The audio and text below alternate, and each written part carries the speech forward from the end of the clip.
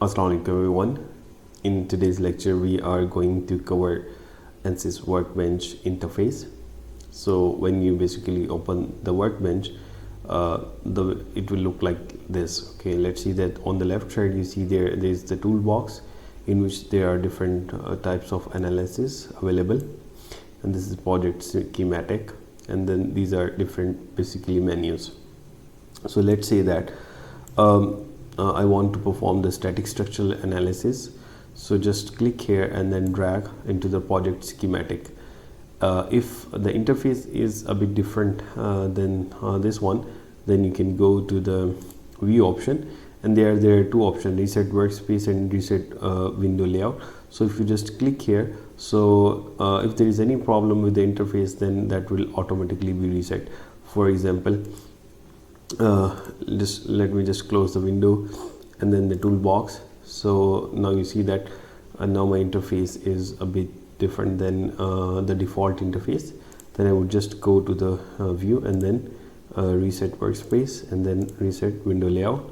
So now you see that okay, this is the default layout of the Ansys Workbench. So now the first option is the engineering data, in which we basically set the material that we use for our analysis.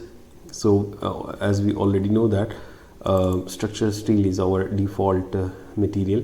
So if I just double click there, then you can see there this is basically the structural steel, and this is on the right side. You see this is general material. This is basically the library of the category of the material, like structural steel. There are some other materials available as well, so we will look at those other materials as well. Okay, on the bottom you see that these are the different properties of the structural steel, like the density and Young's modulus. So if I want to change the Young modulus, let's say I want to, right now it's in Pascal, 2 into 10 raised to power 11. So just let me change it to gigapascal. So it's 200, and so if I want to change it to 210, I can just click here 210. So this is how we can change the parameter. And you see that if you I have basically defined this material on the basis of Young's modulus and Poisson ratio. So if so if I change the Young modulus here, let's say 200, then you see that the bulk modulus will and the shear modulus would be changed automatically, because these two parameters depends upon this value. So that's why. So just let me just change it to 210 gigapascal. Okay, so here again, if the interface is again different than this one, you can just click here and then you can again reset window. Okay, and then just go here and then that would be fine. Okay, so let's say that how I can add another material. Okay, this is the structural steel. If I want to add some other material, like say aluminum alloy, so how I can add that? So to add a material into our analysis, so just go to the engineering data sources, and then here the structural steel was belong to the general material category. So the first one is these are basically the material categories. So I can go just click down here. So this is the general material category, and if I click here, so all the materials that lie within this category, okay, that will be visible in this area. So in this area, so I can select the aluminum alloy. So just let's click here. So you see that there, if I want to add aluminum alloy in my analysis, I can just click this plus sign here. So after that, a book icon will appear. You see that just in front of an aluminum alloy there is a book icon, so it shows that now aluminum alloy has been added to my analysis. So I can select the aluminum, I can work with the aluminum alloy now. So just click here. So you see that, so if I go to the filter engineering data again, so now there are two materials, aluminum alloy and structural steel. And let's say if I want to add a material of my own choice, and I want to give it some properties, so I can just click here and then I can name it, for example I can name it just kashif. Okay, and then you see that now I have to add the properties here. So because this material is still undefined, okay, the software doesn't know about this material. So to add the properties of this material, okay, you see that on the left side in the toolbox there are different physical properties. So I can add the density and linear elastic, and then there are other properties. So I can just to add any property, just click and then drag here. So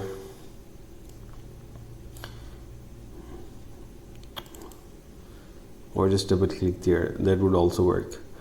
And then isotropic, okay, I don't know why it's not working, like drag, or you can just double click as well.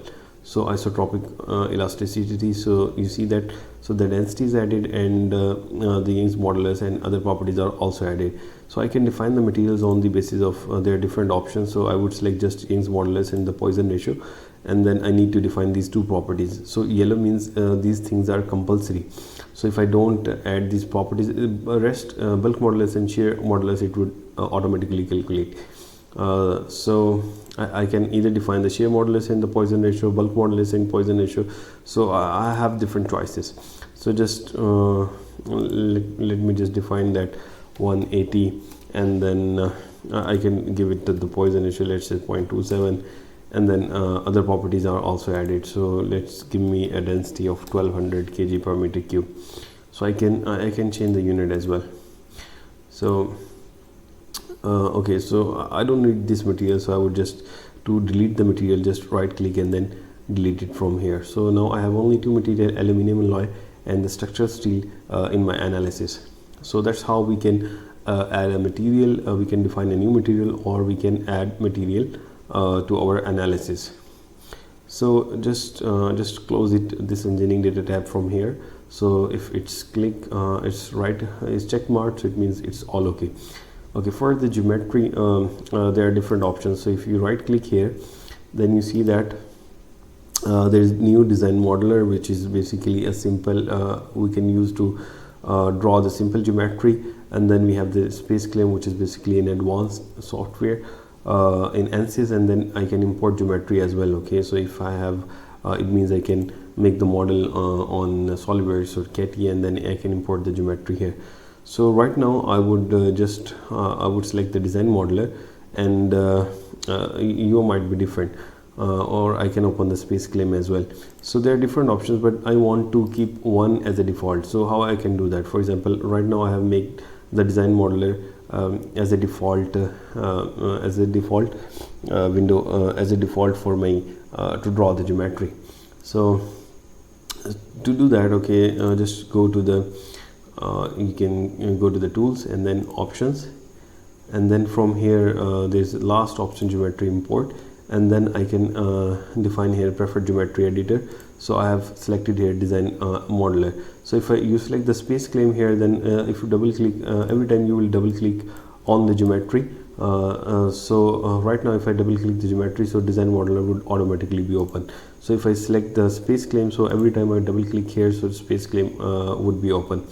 So that's why I would just keep it to the design modeler, and okay. So right click here, or just double click here, and then new design modeler.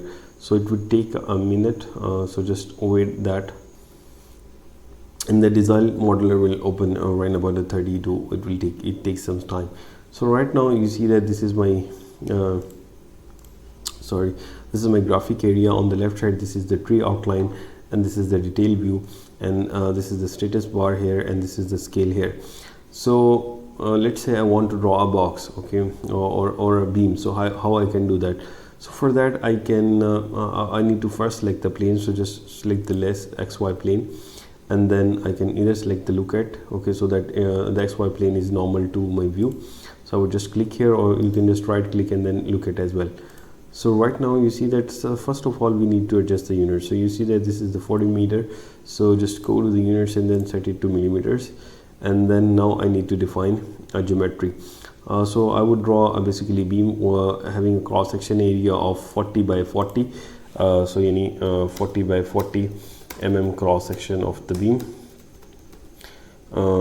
which is basically a square cross section, and then I would give it a length of 1 meter.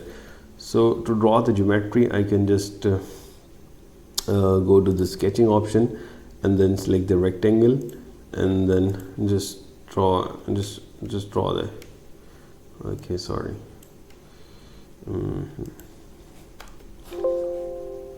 Okay, just let me delete it. Okay, it's not going to delete, so I would just go to the right click here and then right click, and then I can delete from here. Okay, so again select the XY plane, it's normal, and to my view, and then just sketching rectangle, and then just click here and then here. So now I have a rectangle here. Now I need to define basically its length, width, and length and width. So for that I can go to the dimension options. So just select the general, and then let me give it one h1, this is h2, and these two parameters are fine because these two are parallel and equal. So just give me the length, the width to be 40 mm, and the height same as 40 mm. So this is 40 by 40, and now I want to give it an extrusion, or I want to increase its give it a third dimension of 1000 mm, which is basically the 1 meter. So to do that, again go to the modeling, select the sketch, and then go to the extrude. And now because I have already selected the sketch, then I just need to apply. So it would just click here, so it would select the sketch too. Now in the depth option, so I want to give it, you see that I need to give it a third dimension in Z direction. So 1000 mm, right now it's 30 mm, so I would just change that to 1000 mm. So now you see that, and then I just need to click the generate options. So now you see that I have created a beam, okay, and its cross section lies in XY plane, and I have extruded it 1000 mm in Z direction. So you see that right now I have a one geometry, which is a solid body. So it's a solid body. So now I have the geometry. Now I can just close it from here. I want to show you some other option as well. Okay, if you go to the create option, and there are some primitives. Okay, I could draw this rectangle from here as well, because I can draw it as a box. So primitives are basically the basic 3D geometries that are normally used. So you can just select the box here, and then you can directly define the dimensions here. Also just Google it and look at how you can use basically these primitives during your assessment or assignment. So now I have my geometry. I just need to close it from here. So you will be back again to the project area. So right now just let me just save it, so that if there is anything happen, I might have my own data. So just I would save it on the desktop. So save, name it as ME, let's say 11. Now the third step is basically the model. So I have my engineering data and I have my geometry. So now I would just click here on the, okay, after some time Ansys Mechanical will open, and you will see that it will automatically import the geometry, okay, whatever I have drawn. So that will be visible in this graphic area. Okay, so here is my geometry, and now I need to follow the other steps. So you see that I have the geometry here, and then it's a solid, and I need to check what's my material. So just click here on the geometry solid, and you can assign the material here. Since I have so to change right now it's structural steel, and if I want to change it to aluminum alloy, then I can just select it from here, because I have added the material. So to select the material here, I need to add that into engineering data first. So that's why, and I would just keep it to the structural steel right now, and then just check the properties as well, because all the properties, the volume, mass, and everything, the basic properties should be positive. Okay, if there is any values negative, like the mass or the volume, it means you have done something wrong. Okay, so then the next step is basically the mesh. Okay, I need to create the mesh. So but before so just I would create the I can create the mesh later on. So let's say I want to define it as a simply spotted beam. So to define it as a simply spotted beam, okay, you see that a simply spotted beam is one which has a pin spot at one end and a roller spot at the other end. So I would define the pin spot here. So what a pin spot does, okay, it basically the stops like the translatory motion.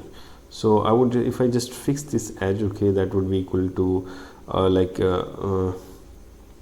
that would be basically the similar to defining the pin spot at this end. So to define the spot, I can just right click here and then insert, and then I can select the fixed spot here as well. But before that, let me show you something. Okay, there are different options here. Okay, there are different filters here. The first one is the edge selector, face selector, and the body face and the body selector. So if I just click select the edge filters, then I can only select the edges.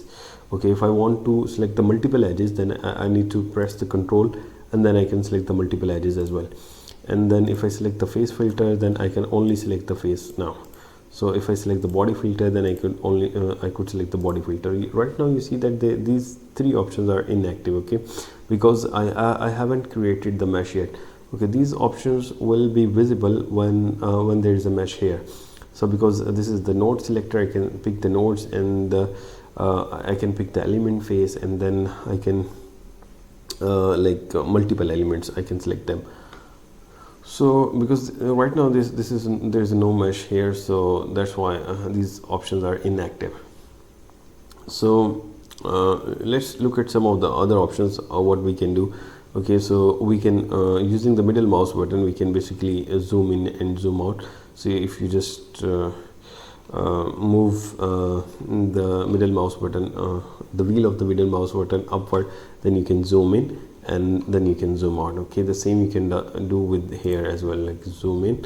So you can just, using your left mouse button, you can zoom in and zoom out from here, and then you can pan your object here using the pan selector. Okay, and there is an other option. Okay, the same you can do with the like the pan. You can also perform the pan operation using your left mouse button. Just press the control key with your middle mouse button, just press the control key and then the middle mouse button, then you can just pan your geometry. And then the next option is basically the zoom to fit. So if you select here, so your geometry will be like visible in your graphic area. And then zoom to selection option. Okay, if you want to zoom in a particular area, then you can use this option.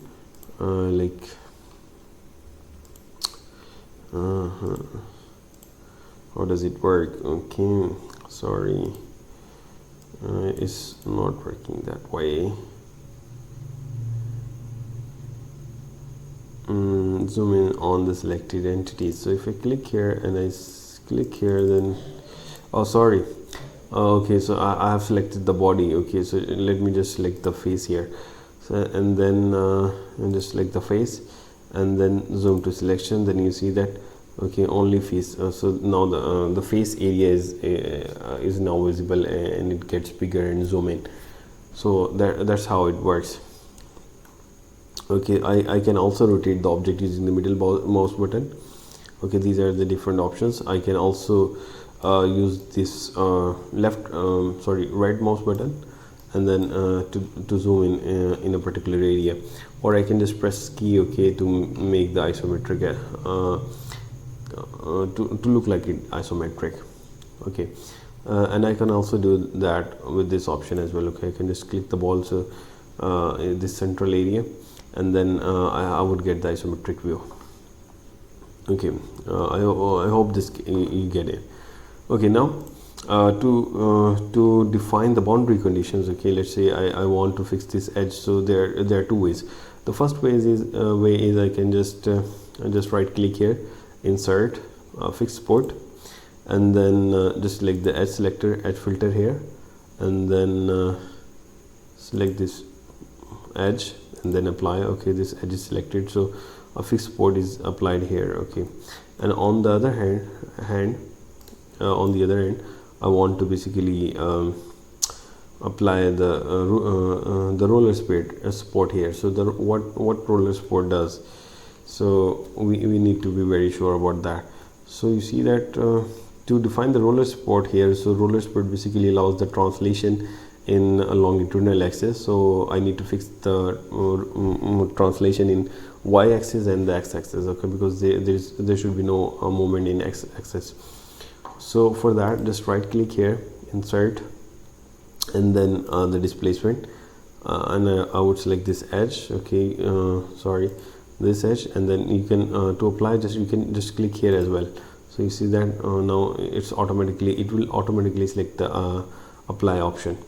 And now X component, okay, I don't want to move it in this direction, okay, so that's why it should be fixed or 0. It should be constant, there should be no movement, so this should be 0. There should be no movement in y direction, so I would set it to constant, and the Z component I would set it to free.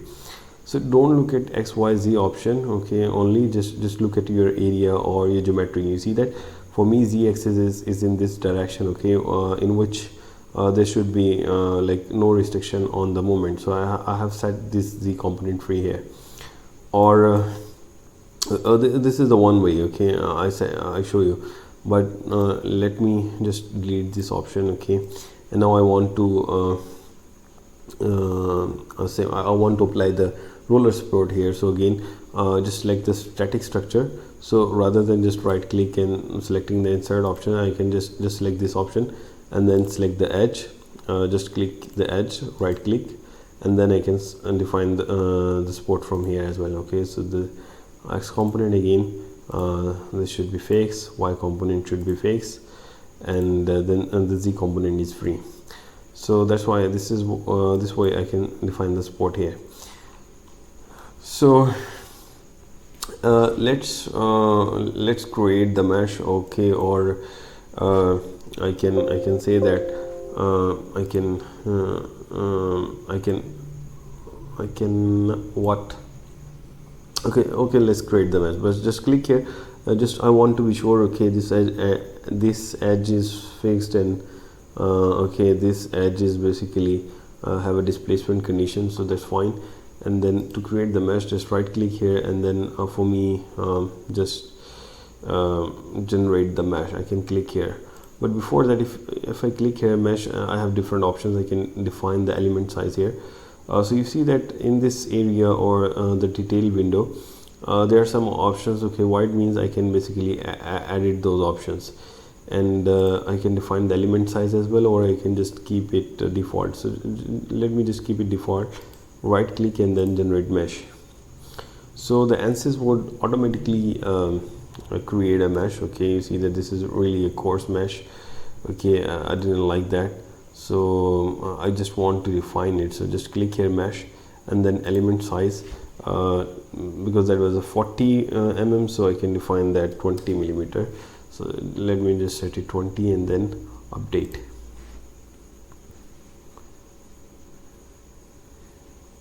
Okay, I see that this one is better than before, so I would just keep this one. And then now you see that you see that these filters are now also active. So I can, if I want to select nodes here, okay, in this cross section area, I want to check how many nodes are there. So just click here nodes, and then you see that you can select the nodes. Just look at that, okay. Okay, there is a node here, and there is a node here as well in the middle, okay. So which means these are higher order elements. These are not just linear elements, so I can, because there are nodes in between them as well. And then if I want to check the number of nodes or the number of elements, I can just click the statistics here, and right now you see that there are total 1521 nodes, and there are 200 elements in this geometry. So I can pick the nodes. I can also select the element face, okay. Like you see that I can pick the face, each element face. So if you press the control, then you can select the multiple faces as well. And this is the element. I can select the element as well, okay. For example, if I want to fix just this element, then that's also possible. So that's why these filters are useful. Okay, so right now I don't need that, so just keep it as it. So I have the mesh. I have defined my boundary conditions, and I can also check first thing, sorry, forgot, just check the unit first. Just make sure that it's metric millimeter. Now this is my simply supported beam, and now I want to, let's say, apply the distributed load here. So how I can do that? So for that, let me I have defined E is equal to 210 GPa, so just keep as it is, and then distributed load I can set P is equal to 5 Newton per millimeter, so which is you can say that Newton per millimeter. So this is for the 1 millimeter. So how I can define that? So to define distributed load over here, so I need to determine the total length is, which is basically 1000 millimeter. So I need to just multiply this 5 with the total length, so I would get 5000 Newton. So I can to apply the distributed load over here, so I can just right click here, insert, and then select the force option, select the force, so select the force, select the face, okay, on which I want to apply force. Let's say I want to apply force here, right click here, and then just click here, and then select the face, and then in the force option I can either define the force with the vector or the component. Okay, if I select the component, okay, vector to component, then you know that there needs to be defined the component in the y direction only, the negative y direction only. So I can put the value of minus 5000 here, or if I select the in this y component minus 5000, and then keeping x and the same, and then if I want to apply the vector force here, I just select the 1000 force here. Okay, it would automatically like apply the force, 5000 Newton, and then to define the direction, you see that right now it's upward direction. So to change the direction, just click here and then apply. Now you see that the force is downward. So I have defined the fixed support, displacement, and the force here. And now next thing is I want to know what I basically need to determine the quantities. Okay, so let's say that click the solution options, which information I needed. I need the deformation, okay, the total deformation or the directional deformation. Direction deformation is basically in a particular direction, so I want to know the deflection in y direction. So I would select the directional option here, and then in the orientation option, okay, because I'm interested in the force, the deformation in y direction, so just select the y axis here, and then I want to determine the total stresses, so which is basically the equivalent von Mises stresses. So just click here. So I have my deformation, I have my equivalent stresses, so I would just click the solve. So I have my solution here. You see that the stress is okay, the maximum stress.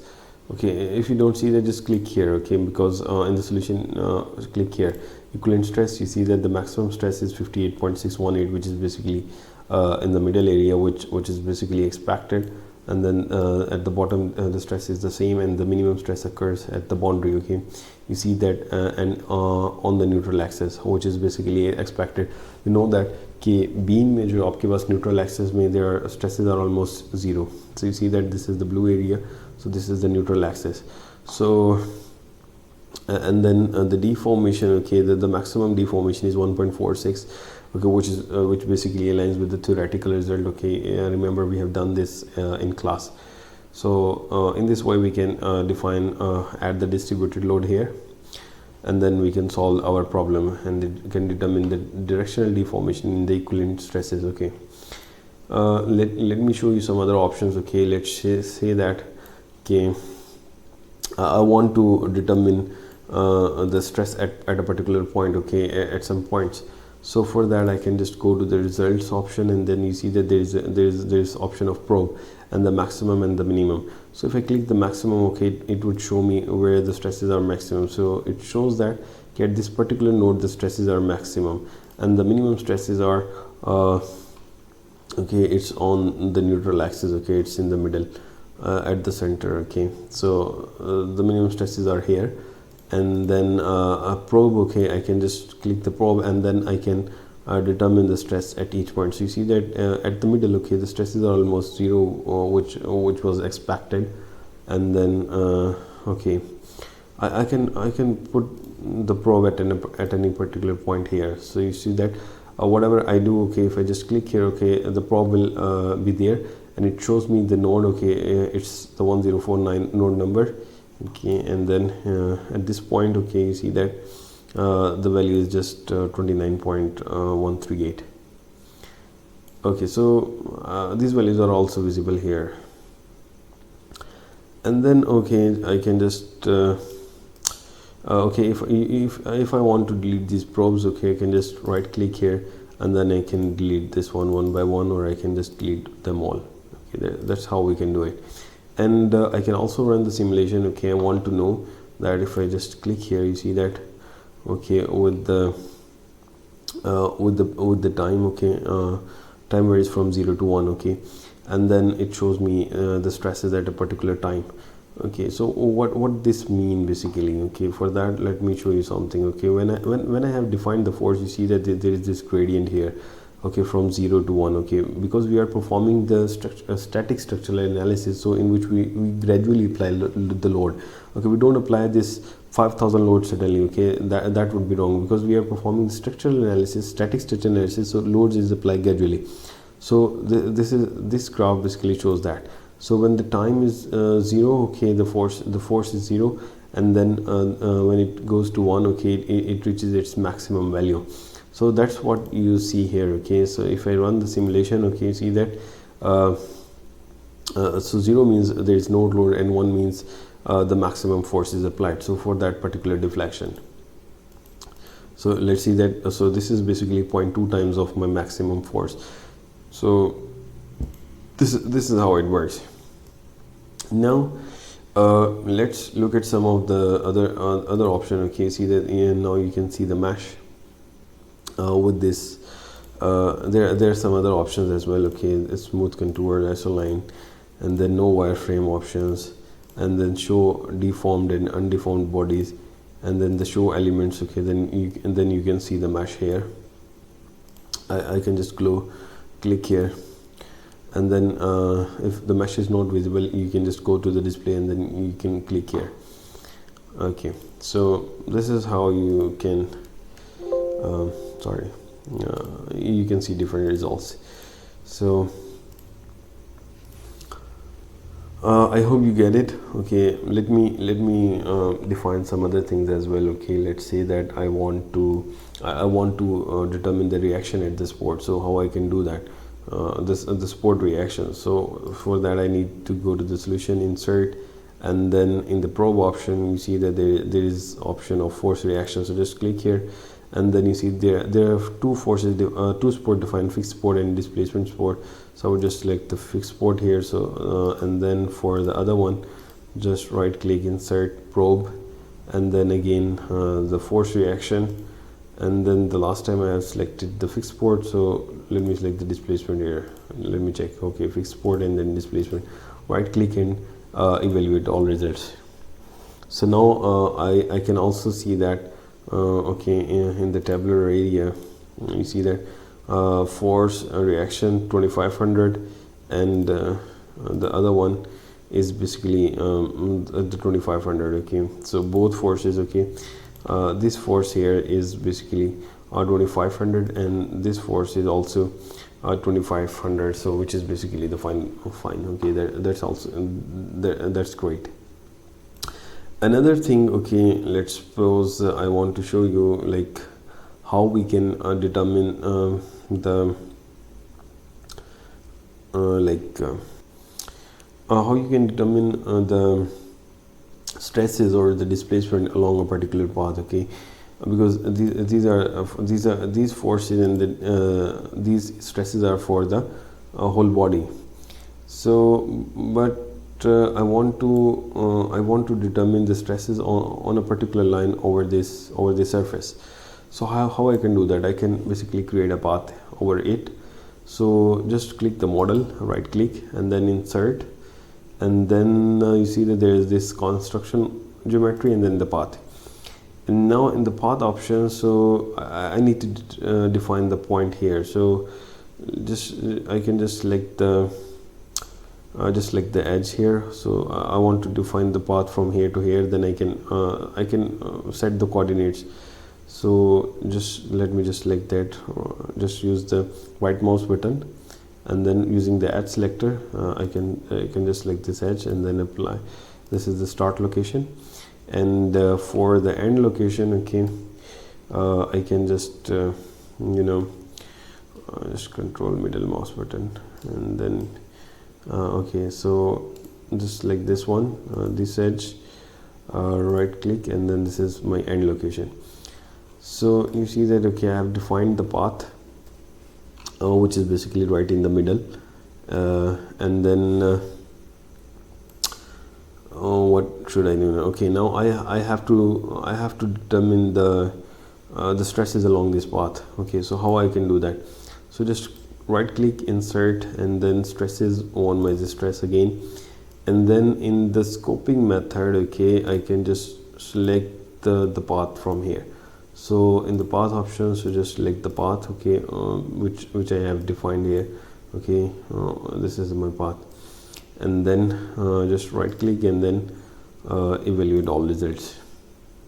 And now you see that, okay, so these are the stresses over the top surface. Okay, the maximum stress is here 58.55, and the minimum stress is here. These values are quite close, this one, okay, because that's on the whole body, for the whole body, and this is the top surface only. In the similar way, I can determine the deformation or directional deformation along this path. So just select the direction deformation, and again in the scoping method, select the path, and then right click and then select the path here, and then evaluate all results. Okay, so now this is the deformation on this, like you say that what do you say, on the top surface. Okay, these results seems to me a bit smaller, I say that. Let me check again. So yes, directional deformation, I haven't defined other direction. Okay, see that orientation is x-axis, so I need to select the orientation in y-axis, and then right click and then evaluate all results. So now you see that, okay, minus 1.45, okay, so these are close. Okay, 1.46. So you see that I can define the direction here. I can determine the deformation along a particular path. Okay, another thing I want to show you is like, okay, you see that, just look at this equivalent stresses, okay, option. You see that on the top surface, okay, this is 58.618, and on the bottom surface this is also 58.6.8, because we know that in case of beam bending, okay, so the maximum stresses occur at the top and the bottom, but we know that on the top there are compression stresses, and at the bottom there is tension, so which is not clear here. So for that I need basically the normal stresses. Okay, I need the stresses in this xy plane, so that stresses are about basically the z direction, so I can just right click here, insert stress, and then for just let me select the normal stresses here, and then in the orientation option, select the z axis. Okay, I want the stresses about the z axis. Right click and then evaluate all results. So now you see that normal. Okay, now you can observe that clearly. Okay, you see that this is 58.627, okay, which is basically the tension. Okay, the maximum stress is okay, bottom and the top. Okay, but one stress is positive and the other stress is negative. Okay, so this is negative because the compression is negative and the tension is positive. Okay, which is basically the quite good. Okay, as expected. So if you want that result, so that's why you need to stress the normal stresses. So that's the difference between, like you say, one minus stresses. Okay, just calculate the value of the stress, or you can say that the absolute value. but it doesn't tell you the information about whether the stresses are in tension or compression. So for that you need to basically create the normal stresses. Okay, another thing I want to show you is about like how to determine the how to apply the section plane, okay, to determine the stresses along the cross section at a particular point. So for that you can just go to this, you see that there is an option of section plane here.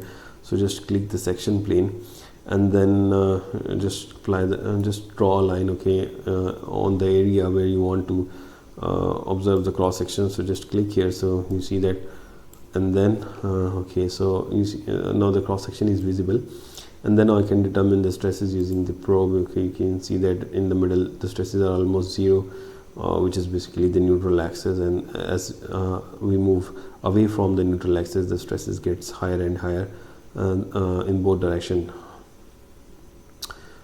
So so if you want to okay, you see that this is half object, and now if you want to see the full object, again go to click the section plane, and then okay, it's just a bit slow, okay, you just need to wait, and then